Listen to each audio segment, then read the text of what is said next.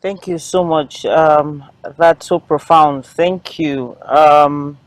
I picked a number of things that I'll come back to, but I'd like to allow Teacher Nimi, reflect on this as well, and possibly answer the question of the impact. Again, still talking about low cost education.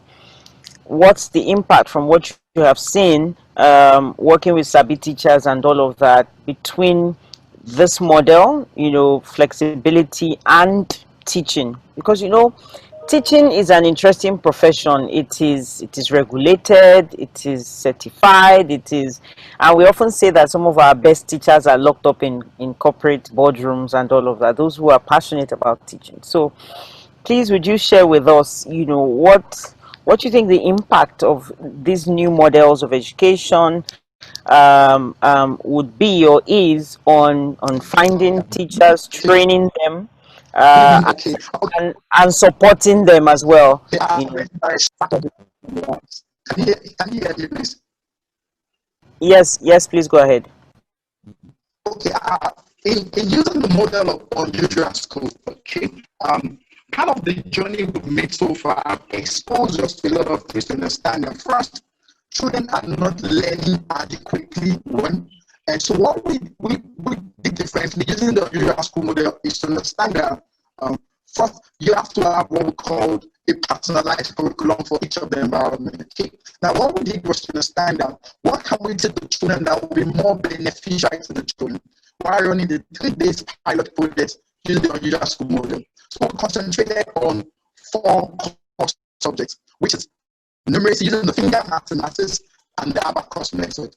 Then you have the literacy, of course, then we have logic and general knowledge. Now, one thing we also did differently was to understand that in teaching the children, because of the learning gap that have existed for 4 months of learning, we need to concentrate on the core of learning. So we went back and look at the foundational topics. Okay? Now, foundational topics are topics that get other topics in core teaching. Okay? For instance, in what classes? Okay, then you have now, then under now you have your articles. So we created a curriculum called the unusual curriculum, where the topics are tailored to meet the immediate learning gap of the children. I use the word immediate learning gap.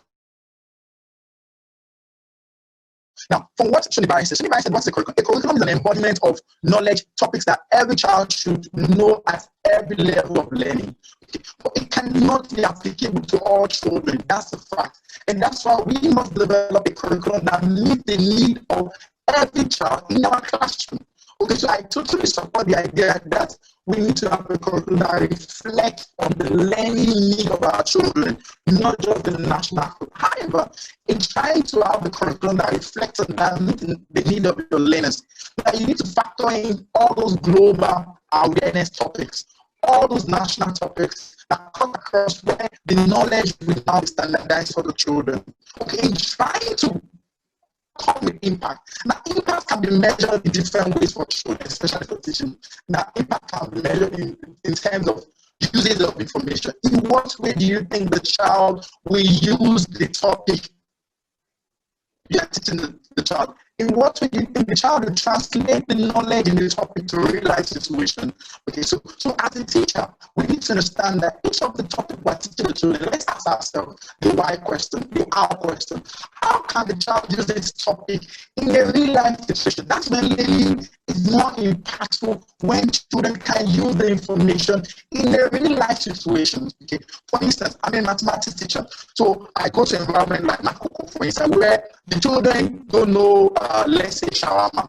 They never heard about shawarma before. So it will look so stupid of me to be making illustration using the word shawarma without not using the word that the children are familiar with. Okay, so I use example like kuli kuli in that environment. They are used to kuli kuli. So if I say two kuli kuli plus one kuli kuli will give me how many kuli kuli, the children can relate to that information. Now they can use it. When we start bringing learning to the children using the buzzword that the environment reflects for the children, then the children will understand the concept, they will interpret the concept, then they will use the concept. That's when you now talk about impact.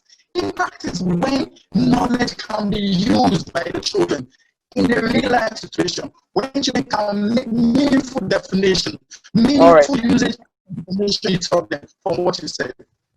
Thank you, George. Just before I move on, I'd like to ask you a quick follow-up question. So, in this context, that I mean, I heard what you said about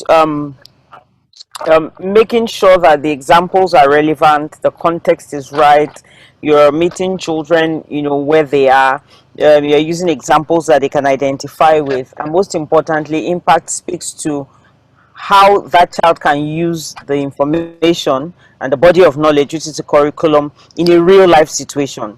So again, very quickly, my question will be: how do we marry that with supporting teachers? You know, finding teachers who understand some of the things that you said, who understand it, who prioritize it, and who can help, you know, contribute to the success of these unusual school models. I got that phrase from what you said. Okay, good. Now, one of the things you have to look for is passion in that teacher. Okay, first, it's easier for you to work with a teacher with a passion. All right. Now, first, then look at a teacher that is teachable. Can the teacher learn the skills needed to achieve the goals for that school, or the organizational goals for that, or the content goals for that topic you want to teach the children? So first, you need to understand that passion is important. Can the teacher learn? Is the teachable? Okay, so those are the values we look at for first. Okay, so in trying to look at those values, then it's easier for us to now bring teachers and establish them with the knowledge needed to be able to achieve the objectives of why they are supposed to be teaching the children, or what they are supposed to be teaching the children. So in trying to look for teachers, using our user school model, we are very different individuals. I teacher representing Sabi teachers. I represent ABC Texas for mathematics. Then we have the elementary maths by Odeka. So they of us came together because we are passionate. We understand that the students need more of what they are learning now. So what we did was to look at how to meet the need of the children using our experiences. So a teacher with a good level of experience will do a good job if the teacher is ready to learn. All right. So the word is, are you ready to learn as a teacher? Because in moving forward, we are going through a crisis learning situation. We have left children home for 4 months. That is technically a year of not learning. 4 months of not learning is a year of not learning academically. So that means we need to understand teachers. We need to get teachers who will meet the need of the children immediately. Okay, there's no time wasting time here. So if the teacher is not good enough, then you have to put in your best teacher to be able to teach the children that need the immediate help, so that you block on the learning gap quickly as possible. Now, I can take in moving forward, we need to be able to train teachers to understand the challenges ahead. The crisis is what we are going into now. Okay, thank you so much, Teacher Nimi. Just to recap for those who may not have heard, you spoke about 3 key qualities: passion, experience, it's teacher bringing to bear his or her personal experience, and then the teacher.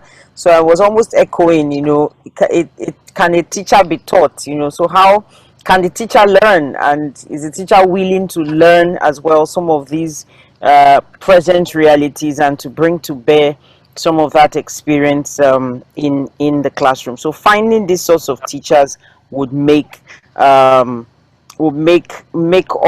move closer, you know, to the future that Buki and Irene speak about. But I'd like to speak to Mr. Barrow now very quickly. You run Learning Impact. I would like to hear your thoughts around what Learning Impact does. And then very quickly tell us also what are the opportunities for some of these models. So for instance, does Buki need to go in and her team to these communities? Can we leverage technology to scale and make education accessible, you know, for all? And Yes, in what ways can we achieve that? Thank you. Yeah, thank you very much. Don't mind me, Buki. I went to get my own glasses so that I don't look like the odd one out, since everybody is looking smart. That's just a joke. That means I need to go and look for a pair of glasses, Joe and I, because Just Should I remove kidding. mine in solidarity? No, it's okay, it's okay. So very quickly, and thank you Yeah. for the questions, and thank you everybody for the thoughts you have shared. Let me say that, so one of the things we've done at Learning Impact is I recognized very quickly when I started doing remedial education, which is the nickname I used to insult corporate training, meaning that we are going to organizations and teaching them things that if the schools had actually taught them properly, we wouldn't need to be teaching people how to write properly, how to stand and deliver presentations, how to think strategically, how to manage people, and so on and so forth. And it immediately led us to what we call life skills education, which we were a forerunner of. And the idea was to take our learning from the corporate world and say, if we are doing this remedial education for corporates, then it means that there's a problem with the foundational education. Going back and relying on the work done by people like Daniel Goleman to say that social intelligence and emotional intelligence is much more powerful and important than our cognitive skills. So we built curriculum in communication skills, in leadership and personal effectiveness, in financial literacy, and in communication skills and creativity and innovation, to start to teach people life skills, because it is these life skills that will really make the difference. So that's one area of learning and one lesson that we have taken to try to bridge the gap. The second area, like you mentioned, is technology, so an area again that we put a lot of energy into. And you're correct, it's about scale. It's about how much more education you can achieve with just one video, with just one post, with just one audio. So technology is available to create scale, but it can also help us to do a couple of other things. Number one, high quality. Imagine the possibility, and I would say very quickly that as a candidate for the House of Representatives seat in the last election in Abuja, this was a very important campaign issue for me. That how can we use technology and put it in our classrooms? Imagine the most remote villages everywhere in the world having the same quality of instruction, having the same quality of education as you would get anywhere else in the world, in the developed world. So if imagine we can take videos and put them in classrooms and power them on televisions where every TV, even if there's no light in the entire school, that television will have a solar panel, just to be ensured that the children can learn at that high quality. I've heard some of my fellow panelists talk about differentiated education, but I come from a school of thought that let's just raise the bar, and let's raise the bar as high as possible. If we can bring world-class education into a local community somewhere in Sabon Kawu, then let us bring it in, because of that concept, like I said, of our common humanity. And I also think that it will give our children across the country and even their parents exposure, privileged exposure. So that's what technology can do, that can really start to transform, the society. I'm a student of economics, and I believe that the gap between the rich and the poor continues to grow, and it is fueled by the gap in education. It is fueled by the gap in access to technology and the gap in exposure. So technology and learning technology can bridge these gaps. And I would say finally, the one big lesson that we have learned is to also push the paradigm around literacy. I've talked about life skills literacy, but there's another literacy that I think is more important. And again, I will choose to defer with some of my colleagues on the panel to say that, look, we can't keep saying that we don't want, that government cannot do it. We pay tax. I've paid my taxes all my life. We generate revenue in our country. And if the people who are in government are morally bankrupt and are not doing the right thing, then there's a new literacy that we need, and it is politeracy, political literacy. We need to also start to educate people to understand that they have democratic rights. This is not a military regime. And if we pay taxes and if we have these rights, we must get the right people involved in politics and stop saying that, oh, government can't do it. No, government must do it. Government has a responsibility to do it. And the people who are in government are failing in this responsibility. And until we start to accentuate issues like political literacy, we're going to keep going. I applaud all of the private sector efforts. We are all doing great things. But here's what I know as a matter of fact. We can spend all our time and talent becoming local government chairmen, creating our own schools, creating our own local government systems. But if a government does not do the right thing, we are just moving around in circles. Kwame Nkrumah said, and I will end with this thought, doing a copy of the words of Jesus Christ. He says, "Seek ye first the political kingdom, and everything will be added on to you. I think this is a powerful lesson, and political literacy is an imperative for us to move forward in Nigeria. Thank you very much, Mr. Barrow. Just before I go to, I want to jump to Buki, because Buki has some experience trying to hold government accountable, even if it's just for finding some girls that were first declared not missing, at the beginning. So before I let you go, I'd like to ask, you've worked in a financial institution, and one of the big excuses, or maybe not say excuses, one of the big challenges is government. Government cannot fund it. The gap is so huge. We can't fund it. So what would be your thoughts around funding? Where is this money? Where are these resources to achieve this goal and some of these things that you've said, use of technology and all of that? Yeah. Well, look, to be honest with you, let's use the model of use of technology. It's very simple. So today, the people who are making the most money in the COVID era are telcos in Nigeria, who are selling more data than they ever did.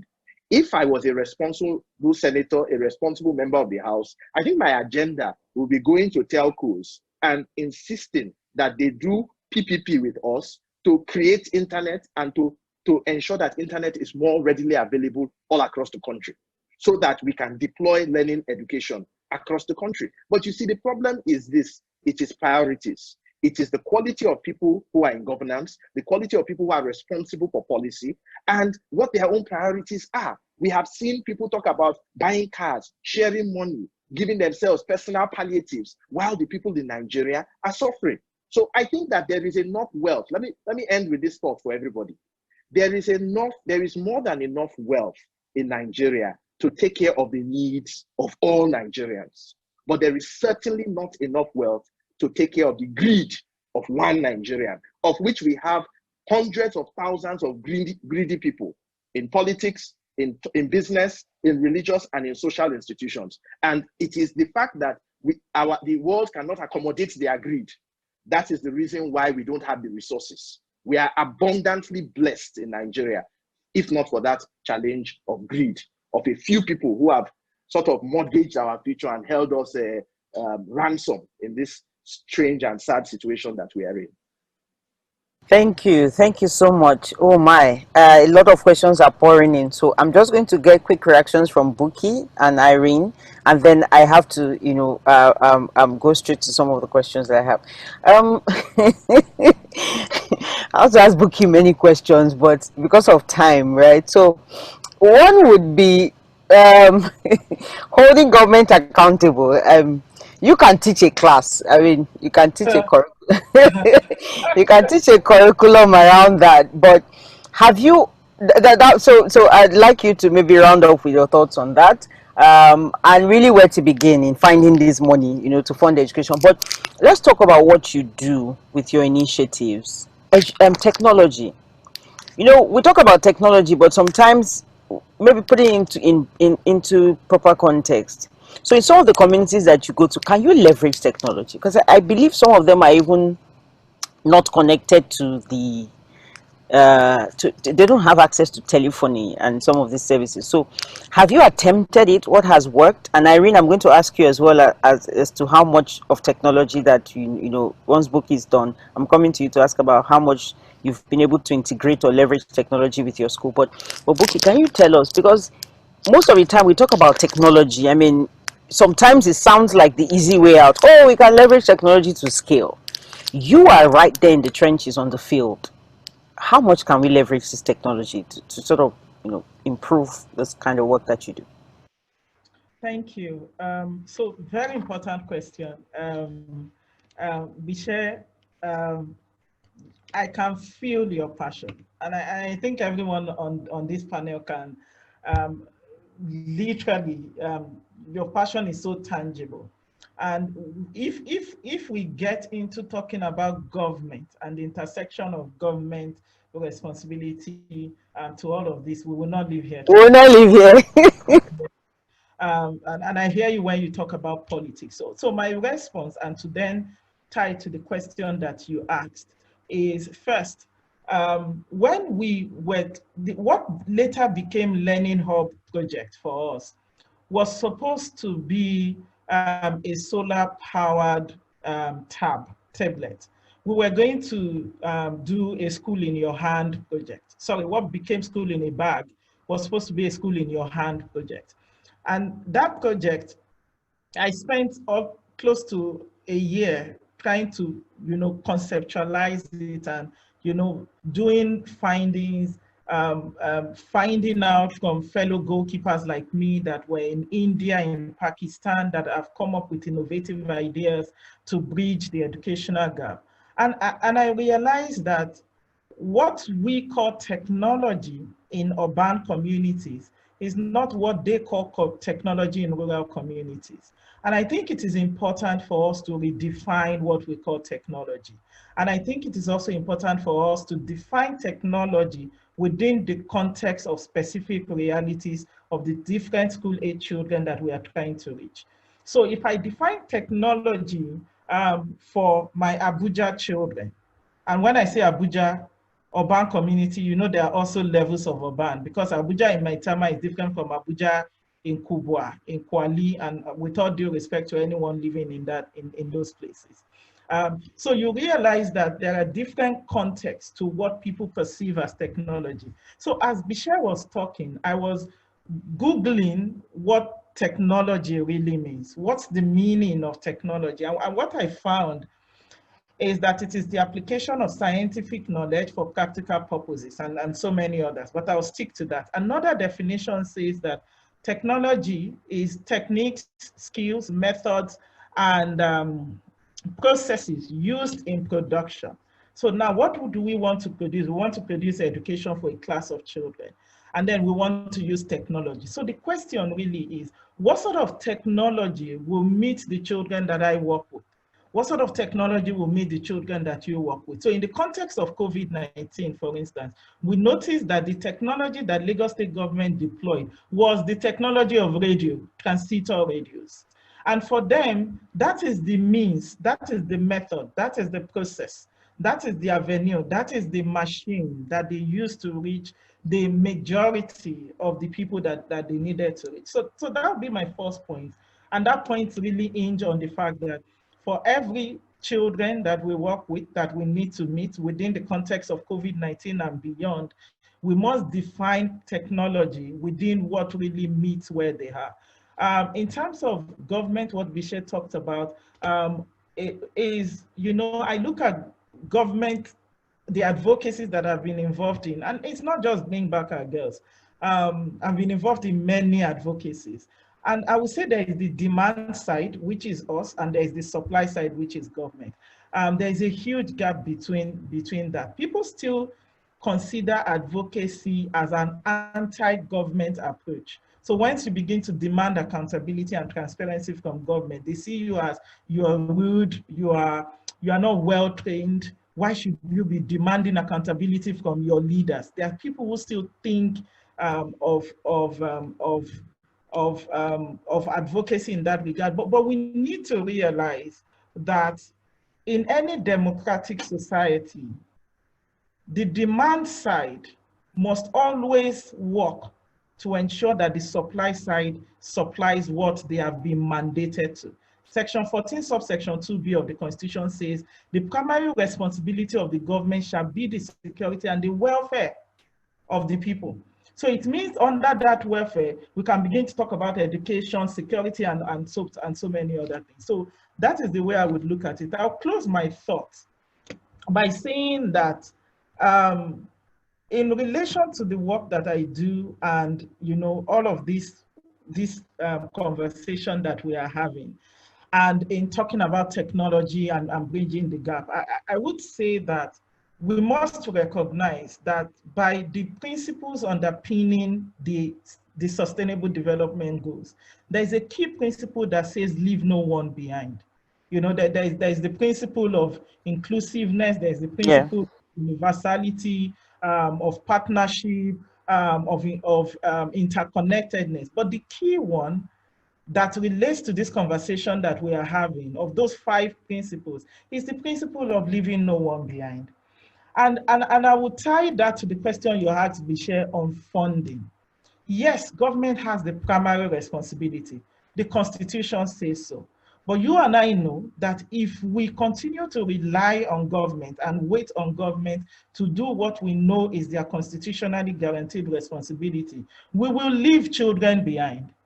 If I ask everyone on this panel, how many of you have had to intervene, support children during COVID-19 just so that they can go to school? How many children have not gone to school because of COVID-19? Permit me to share what I said I was going to share with you earlier. Please go ahead. Just to quickly show you the problem that we're dealing with. I hope I'll be able to get this done. Ah, fantastic. So now what this shows us is a report by UNESCO. And this diagram, this map shows us the number of affected children, children who could no longer go to school as a result of COVID-19. Schools have been shut down and so many. Now, this is for Nigeria, and this is me placing my cursor on Nigeria. You would see that the number of affected learners is million. And of that population, we have close to 19 million that are girls, that are females, and we have over 20 million that are male, right? This figure is different from the figure of the out-of-school children that we have in Nigeria. And you know, we keep debating around whether it is 10.5 or 13.2. Yeah. Whether it is 10.5 or 13.2, for goodness sake, what is the difference? This is the enormity of the problem that we are dealing with. And statistics have shown that over 40% of this population will not return to school when schools fully reopen. I was involved in the whole process of developing the school tools for school reopening in conflict-affected region. And the reality is worrisome. So guys, we are not joking here. And what we are doing, or what we are saying is, if we wait for, I want to stop sharing my screen, just so that I can close my thought. I hope I'm doing this correctly. Please go ahead. I think the webinar admin would stop the sharing, but you can go ahead, please. Yeah. So if we wait, I'll close my thought by saying that if we wait for government to do what we know that they are constitutionally obligated to do, there are so many children that we will leave behind.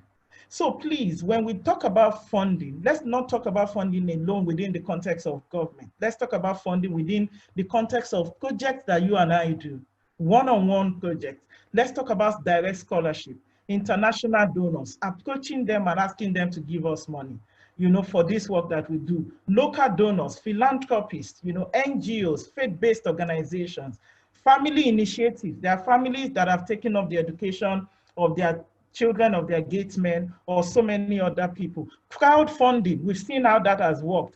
Public-private partnerships. So there are so many ways that we can gather money just to make sure that no one is left behind. Thank you. Thank you so much. Wow. Thank you very much, and thank you for the chat. The graphs, I believe you'll share that with as many as we want to have it. So I'll go to you, Irene, very quickly on how much you're leveraging technology, and then we have 2 questions that I can see from here that we'll take, and we'll take a poll, and then we'll wrap up. Irene, please. All right, so I want to thank Mr. Bishe for speaking. I knew it was going to be a phenomenal one hearing from him. However, I want to clarify something. When we talked about staggered curriculum, we didn't mean dropping standards. We meant starting where your children are. All right. So I taught JSS1 English this school year, and I'm meeting kids who have finished primary 6. But they are reading at the primary 3 capacity because they're coming from government schools. If I pick the curriculum and say, this is what we're supposed to be learning in GSS 1, that will be a massive disservice to my children. So how I have to do it, I call it in my school the staggered experience. There are subjects that the children they can discuss. For example, the children can discuss social studies, because social studies is about physical experiences, mother, father. So you can be at par with the GSS 1 curriculum on that subject. However, for English, we had to introduce a reading program, because while we are starting where they are, we're thinking about pulling them up because we're preparing them for external exams in GSS 3. But we have to start where they are. So we had to start a 1-hour reading program. We didn't even have books, storybooks. We went to my house, picked hundreds of my children's storybooks, brought them into school, and got the children reading storybooks 1 hour. That's not part of the mainstream school schedule, but that's where my children are. We have children in GSS 1 whose handwritings are like JSS. Why did I say JSS? Primary 2, they're learning. So there is no handwriting in the GSS 1 curriculum, but we had to do handwriting notebooks. We had to get children writing 30 minutes every day after school just to improve their handwriting. And yes, I agree with you, Bishop, because you said something, you said, the gap between the rich and the poor, we need to close it very quickly. And we need to close that with quality education. So what we are doing is amazing in the sense that you're teaching them where they are, but you're teaching them where they should be at the same time. So for example, we have, Emilia asked me about technology. The first term of our schoolwork, computer science, we did non-curriculum. We went on code.org, an initiative that is partly supported by Facebook, where children learn computer science in the form of gaming, because we knew they were going to have screen.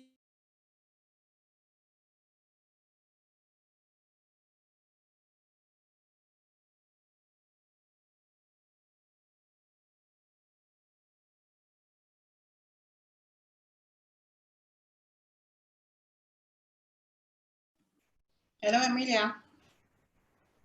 Hello? Yeah, can you hear me? Yeah, I Yes. can hear you. Like Irene is frozen. So I think we lost Irene. So let's take the poll very quickly. All right. If you can, whilst we wait for Irene to join, I think we can just flash the poll. Yeah. Okay, so the first question, are you a parent, school owner, school leader, school teacher, policymaker, NGO, or others? Please respond. Are you able to sustain online learning for your children or your child? Will you be able to afford your child's school fees as obtained before the lockdown? Then the second to the last, in what way do you think we can help low-cost schools in your environment?